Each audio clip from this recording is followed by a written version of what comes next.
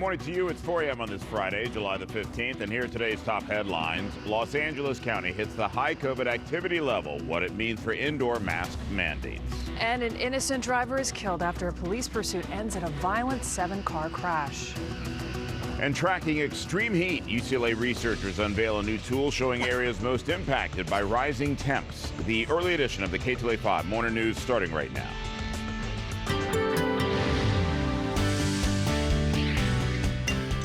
Happy Friday. We made it. Good morning to you. I'm Chris Shaw. I'm Megan Henderson. Appreciate you being with us. We'll check your commute with Ginger coming up shortly. A lot of cars out there already. I know, right? Who are these people? Or they're going home. Who are these people? Let's check your weather with Henry.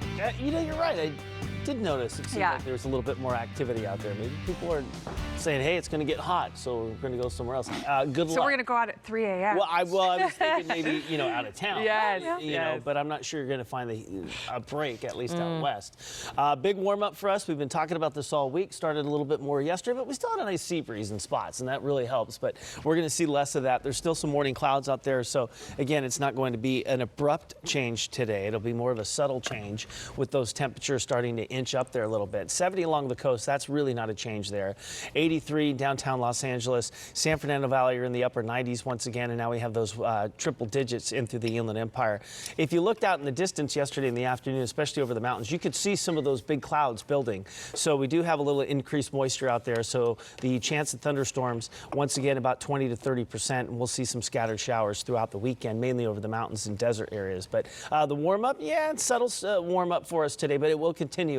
Looks like a hot weekend, which we'll talk more about coming up in just a few moments. Ginger, already Friday light? I don't know. According to some, we'll find out. Getting a little crazy already, huh? Yeah, and it's funny because then we get the busy early morning commute, and then all of a sudden there's kind of a low, and then gets back up again for those people who are going to work. We have the out-of-towners, a low, and then the people going to work. Now, the 710 freeway, so we want to show you this tape, and we're trying to make the phone call to the CHP because this happened in the 1 o'clock hour where a pedestrian was found along the freeway. They're not even confirming whether or not this was a hit and run crash, but they do know that it was a fatality involving possibly a pedestrian 710 South at Florence Avenue. And even if they've wrapped most of it up, there may be still some activity in the right shoulder. 2 right lanes were the official lanes, and there was some discussion back and forth about whether or not some lanes had reopened. So we will double check it. Either way, if you have immediate plans here, it could still be a little slow with the investigators. We'll take you into Santa Fe Springs and show you the 605 North right here at about Telegraph Road. That crashes in lanes, and I do have to mention, I think there was also some signage saying that there was a closure on the 5 North. Everything on the 5 North is open. Don't you worry yourself. You are good to go. All right, guys, back to you.